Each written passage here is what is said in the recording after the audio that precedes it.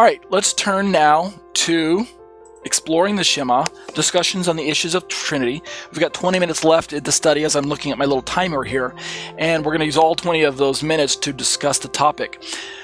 I understand that for many people, we jump right into the technical part of the Greek to try to prove that our position, our version of the scriptures, where it teaches that in the beginning was the Word was with God, and the Word was God, is the best translation.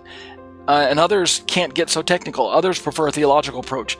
My viewership, my readership, and the people who comment on my videos have been so far more interested in the technical, and I myself am prone to be more technical. But I realize that for many people it's not a technical argument. And so here's what I'm going to let you know, just as an overview. This week, these next 4 or 5 videos, whatever's produced from this segment of the study, I'm going to get technical one last time for John 1:1. All right, let's do it. Let me close that. We don't need that tab. All right, let's see if we can make this make sense. Let me just give you an overview of what we're going to look at in case you get lost in the forest because of all the trees. What I'm going to do is I'm going to look at John 1:1 in the Greek. And we'll do this by looking at just the English, the Greek.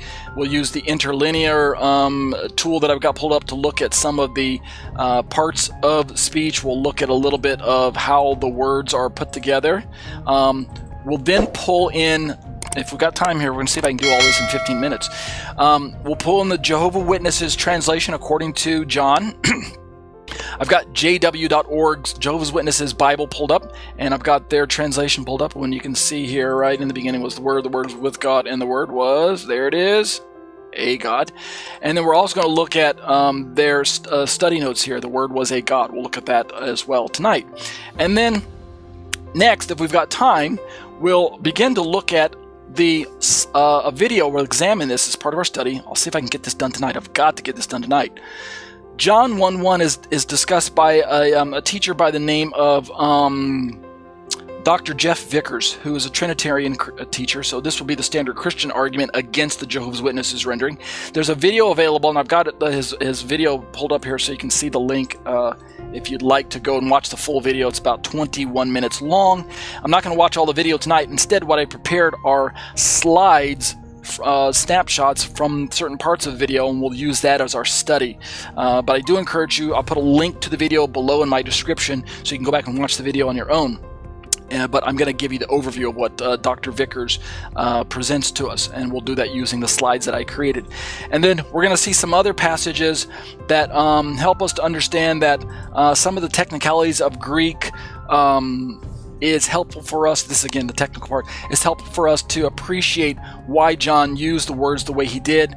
We'll also lastly look at what I've got pulled up for you on my screen is a comment from one of my readers on one of my videos. I took a little screenshot where he alerts me to the fact that John 1:1 is one of the most disputed scripture verses, and he alerts us to the fact that there's this very old Coptic translation. I mean, when we say old, we're talking 2nd century version that actually is translated as a God, because in the Sahidic Coptic language, apparently there's a definite and an indefinite article. So we'll get to that in time as well. So let's cover all of that tonight. Okay, so that's the overview, and let me just again give you the short answer up front when it comes to this technical part.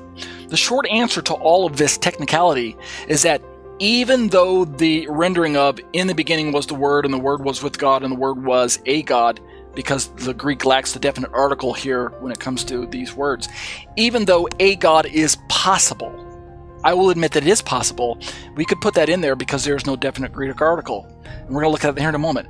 Even though it's possible, the grammar rules that we're going to walk through, along with the theology behind what John is giving to us, along with the extant understanding of, from a Hebraic perspective, of God's role among mankind. Again, this is going to carry over into next week as creator and things like that. All of this, along with the fact that John does not use the definite article in other parts of just John chapter 1, lead us to a best practice's conclusion that "in the beginning was the Word was with God, and the Word was a God" is a bad translation.